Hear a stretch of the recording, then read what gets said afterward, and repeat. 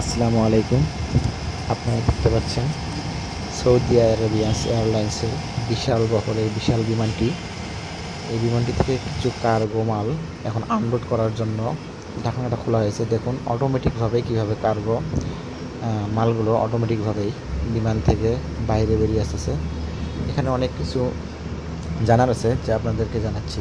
বাইরে থেকে যে মালগুলো আনলোড করে নেওয়া হয় সেখানকার জন্য এয়ারপোর্ট কর্তৃপক্ষের গাড়ি থাকে, সেই গাড়িগুলো অটোমেটিক চালু করা, সুইচ টিপ দিলেই এই অধিক লোডের গাড়ি মালগুলো অটোমেটিক বেরিয়ে আসে।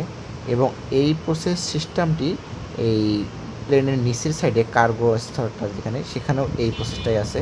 ওখান থেকে যখন সুইচ টিপ দেয়, ওখান থেকে মালগুলো অটোমেটিক বের করে নিয়ে দরজার কাছে নিয়ে আসে এবং দরজার কাছ থেকে এই বাইরে থেকে যে লিফট গাড়িগুলো আছে, এই লিফট গাড়িগুলোর মধ্যে অটোমেটিক সেটা বের করে নিয়ে আসে।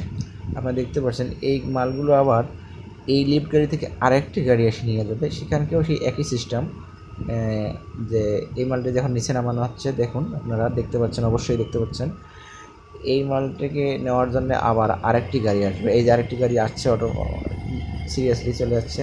অ্যান্ড দেখুন গাড়িতে এই মালগুলো কীভাবে অটোমেটিক উঠে যায়, আপনারা খেয়াল করুন। দেখুন অটোমেটিক উঠে যাচ্ছে, সব মেশিনের কাজ, সব ইঞ্জিনের কাজ চার্জেই এইভাবে অনেক একটা বিমানের পিছনে, একটা বিমানের কার্গো সাইডে নিচে কতগুলো যে মাল আছে, এই গাড়িতে এই বিমান থেকে দুই সাইড থেকে মালগুলো আনলোড করা হচ্ছে। এই আনলোড করার দুই সাইড থেকে আনলোড করা হচ্ছে প্রায়, আমি এক সাইড থেকে খেয়াল করে দেখলাম, এক সাইডেই প্রায় 12-14টির মতো এই ড্রামগুলো বের করা হয়েছে, যার ওজন মোটামুটি অনেক ওজনই। আর পিছন সাইডে আরেকটি লিফট গাড়ি আছে, ওইখান থেকে ওই গাড়িগুলো মাল নামাচ্ছে।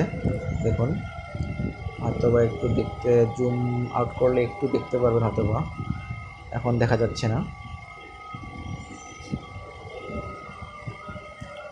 আপনাদের একটা জিনিস জানিয়ে রাখি, এই বিমানগুলোর মধ্যে যাত্রী সংখ্যা প্রায় 450, 460, 470 জন যাত্রী নেওয়া যায়। ওই যে আরেকটি লিফট গাড়ি দেখা যাচ্ছে, ওখান থেকেও নামানো হচ্ছে, মানুষের লাগেজ নামানো হচ্ছে, বস্তা নামানো হচ্ছে এবং যে মালগুলো সেগুলো নামানো হচ্ছে। আপনারা দেখেন